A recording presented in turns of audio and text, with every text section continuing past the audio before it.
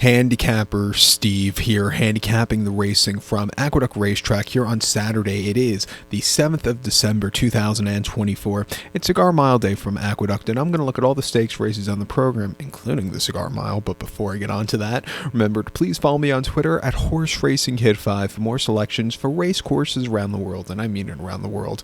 Let's look at the stakes action from the Big A. We're going to be looking at races 4, 7, 8, and 9. So 4 races to look at.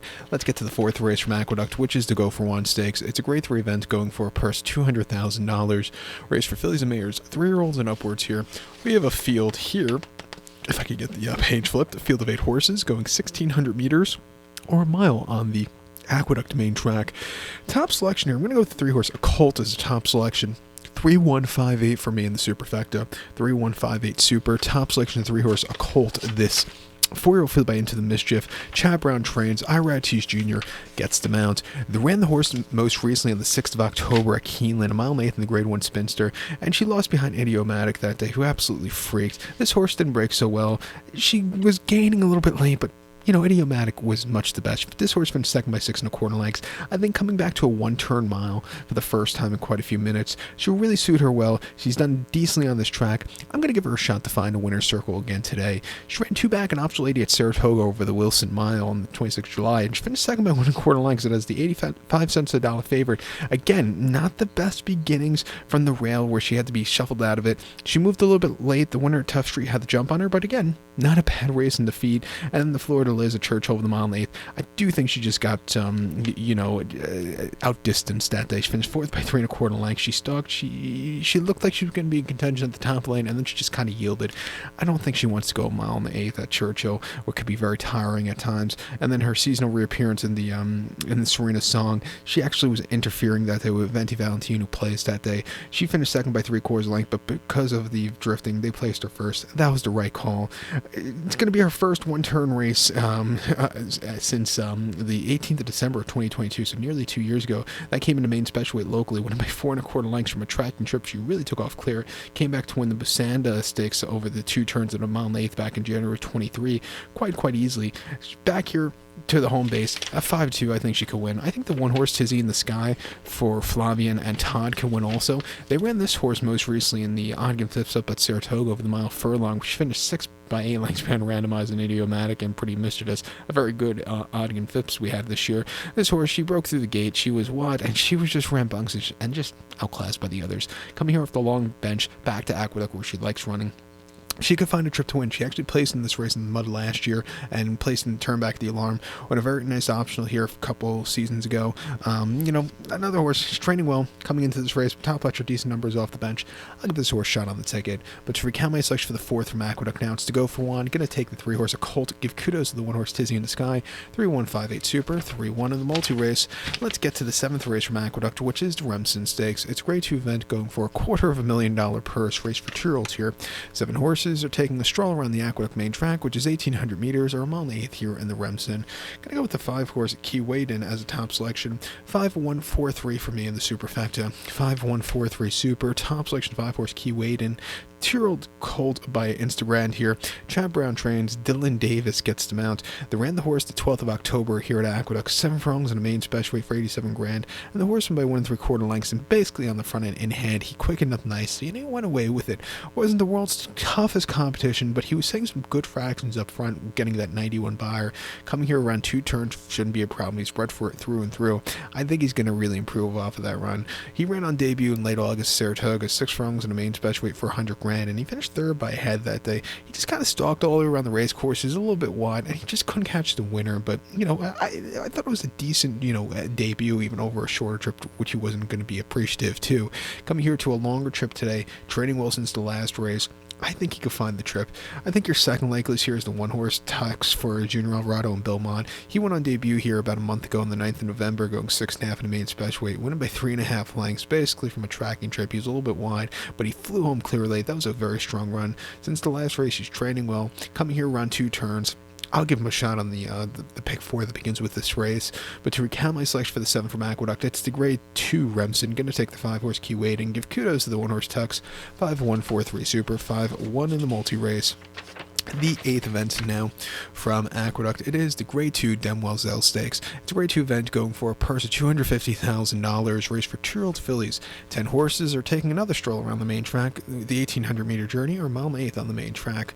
My top selection here in the Remsen, in the Demoiselle, I'm going to go with the one-horse Muhima as a top selection. I'm going to go 1, 2, 4, 8 in the superfecta. 1, 2, 4, 8 super. Top selection one-horse Muhima. This 2-year-old filly by Bunnings here. Brad Cox trains. Florent Giroux gets the mount. Most recently ran the horse in optional 100 at Churchill, 7 furlongs for the 1st of November, and the horse won by 5 1/4 lengths, and from a tracking trip he was a little bit wide, but he flew home clear. Coming here around 2 turns, coming to New York where, these two, Florent Giroux and Brad Cox, they strike at 17%, which I don't think is half bad here in New York at Aqueduct. Striking here today, I think this horse could find a trip to win. At debut, he ran September at Churchill, 6.5 in the main specialty. Where the horse won by 7.5 lengths. It was a little bit wide that day, but he flew home clear late. A very good, strong run. They think highly of this horse. They only bought her for $700,000 last year. Coming into this race well, I'm going to give her a shot on the ticket. The 2 horse Liam in the dust for Brissett and Flavian, I think, could win also. Most recently, in optional 100 at Churchill going 7/8, she actually placed Mihama that day, where she was just wide, but she was getting a lot of ground from the back of the pack. I thought that was a good confidence builder. They tried her in the Alcibiades. She ran decently in the Pocahontas prior to that, but in the Alcibiades, ran 2 turns with a quick turnaround. She just weakened out of it. She finished 7 by 45 1/4 lengths, and something must have missed that day. She got bumped out of it. That was a very weird run for her there. And then the Pocahontas at Churchill over the mile, a very wide trip. She finished 2nd by 3/4 length. The wide trip probably cost her that day, but she was hanging on that day. On debut, she won terrifically at Ellis, going 7 furlongs in the main special weight. Won by 2 1/4 lengths on the front end. She flew home clear. She's trading well since her last race. I'm going to give her a shot here around 2 turns. Even the 4-horse Carmen's Candy Jar for Tom Pletcher and Irad getting blinkers on today. She's stepping up to open company for the first time since the Schuylerville. But, I thought in the Maiden Miss, she showed some potential where she was, going around 2 turns. In the Joseph Jimma, I know she's just a little bit flat that day, but her Seeking the Ante was a good run. I'm going to give her a shot around 2 turns. She's bred for it through and through. She's training well. 12-1. Let's use her as an upsetter. But to recount my selection for the 8th now from Aqueduct, it's the Grade 2 Demoiselle. We're going to use the 1-horse Muhaima.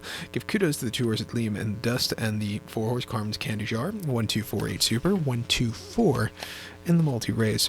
Let's get to the featured 9th race now from Aqueduct. A race, very rich in history for the last 30 years now, because 30 years ago, Cigar won the Naira Mile as it was back then and went on to have a great, 1995, early 1996 campaign. It all ended after the citation challenge at Arlington. But the 9th race from Aqueduct, it's the Cigar Mile handicap. It's a Grade 2 event going for a $500,000 purse, race for 3-year-old and upwards. We have a very good field of 11 horses. It should be a Grade 1 here, going the distance of ground 1,600 meters, or the 1-turn mile here in the Cigar Mile. Don't know why this race is still not a Grade 1 again. If they keep getting fields like this, it's going to be a Grade 1 again. But I'm going to go with the 7-horse Locked. I'm going to go 7-5-11-1 in the superfecta. 7-5-11-1 super. Top selection 7-horse Locked. This 3-year-old colt by Gunrunner. Tom Pletcher trains. John Velasquez gets the mount. The horse's most recent appearance came in off 6-2 at Aqueduct, 7 furlongs, 19th of October. It was the horse's first start in nearly a year. First-time holders, winning by 7.5 lengths from a dream tracking trip. He won in hand. That was a strong run.